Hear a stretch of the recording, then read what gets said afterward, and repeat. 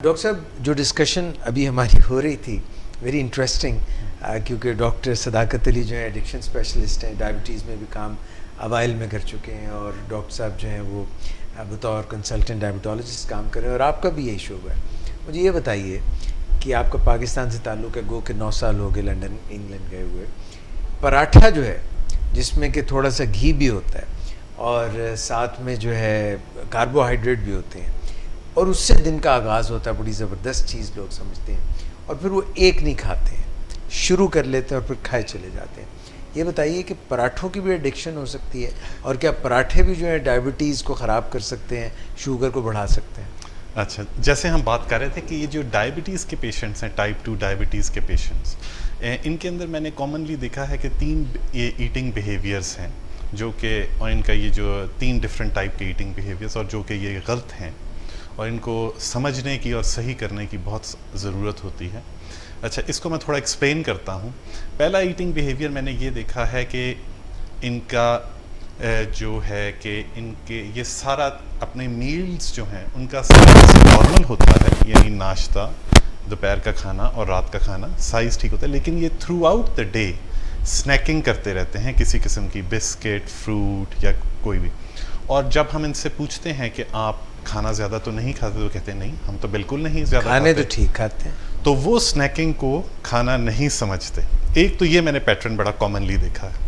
अच्छा, दूसरा मैंने पैटर्न देखा है, जो जब मैं उनसे पूछता हूँ कि आप जब डाइटरी हिस्ट्री मैं इनकी लेता हूँ, तो वो कहते हैं जी हम पूरा दिन कुछ नहीं खाते, सिर्फ बस मैं रात का खाना खाता हूँ या सिर्फ मैं नाश्ता करता हूँ, तो दिन का सिर्फ मैं एक मील लेता हूँ और पूरा दिन कुछ नहीं खाता। Again this is a form of denial.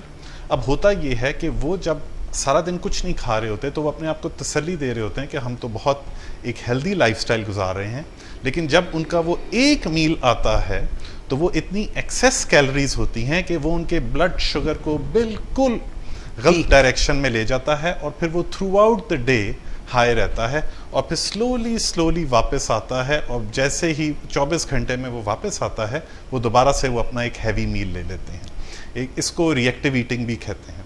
अच्छा, एक तीसरा बिहेवियर पैटर्न मैंने ये देखा है कि कुछ ऐसे लोग जिनकी लाइफस्टाइल में चेंजेस होती रहती हैं, उनके तर्ज़ ज़िंदगी में, उन्हें ये नहीं पता होता कि कल वो किस टाइम पे खाना खाएंगे, उन्हें ट्रैवल करना पड़ेगा, किस किस्म का खाना खाएंगे, तो वो अनप्रेडिक्टेबिलिटी की वजह से ऐसा खाना खाते हैं जिसमें कार्बोहाइड्रेट्स का कंटेंट बहुत ज़्यादा होता है, जिसकी वजह से मुख्तलिफ होता है या मुख्तलिफ होता है, वेरी करता है। एग्जैक्टली। तो वो जो है वो इतना मुख्तलिफ होता है कि उनकी जो ब्लड शुगर्स हैं वो हाई रहते हैं। इधर मैं मेंशन करना चाहूँगा कि कंफर्ट ईटिंग के बारे में। ईटिंग 2 किस्म की होती है। एक होती है ईटिंग ड्यू टू हंगर, कि जब आपको भूख लगती है तो आप खाना खाते हैं। एक होती है कंफर्ट ईटिंग, कि आप खाना खाते हैं अपने आप को हैप्पी करने के लिए, खुश करने के लिए। तो टाइप 2 डायबिटीज़ के अंदर कंफर्ट ईटिंग का बहुत पैटर्न है। इसके अंदर हो सकता है कि आप डिप्रेस हों, या आपका मूड लो हो, और या आपको तो आप अपने आप को खुश करने के लिए ज़्यादा ये ले रहे हैं। अब जिस तरह डॉक्टर सदाकत ने एक्सप्लेन किया कि ये जो उनका ईटिंग बिहेवियर है, ये इन तीनों में से हो सकता है या किसी और किस्म का भी हो सकता है, और ये ईटिंग बिहेवियर कई साल से चल रहा होता है, लेकिन बॉडी में इतना कंपनसेटरी मैकेनिज्म होता है कि वो उसको कंपनसेट कर रही होती है, और पेनक्रियास उसके मुताबिक इंसुलिन प्रोड्यूस कर रहा होता है और ब्लड शुगर को नॉर्मल करने की कोशिश कर रहा होता है। लेकिन फिर एक टाइम ऐसा आता है कि पेनक्रियास गिव अप कर देता है, हाथ ऊपर कर देता है कि भाई बहुत साल से आप ये कर रहे हैं, लेकिन आपका ये ईटिंग बिहेवियर सही नहीं है। और उसके बाद वो कहता है कि ठीक है, मैं इंसुलिन प्रोड्यूस करूंगा, लेकिन इतनी नहीं जितनी आप मुझसे कई सालों से प्रोड्यूस करवा रहे हैं।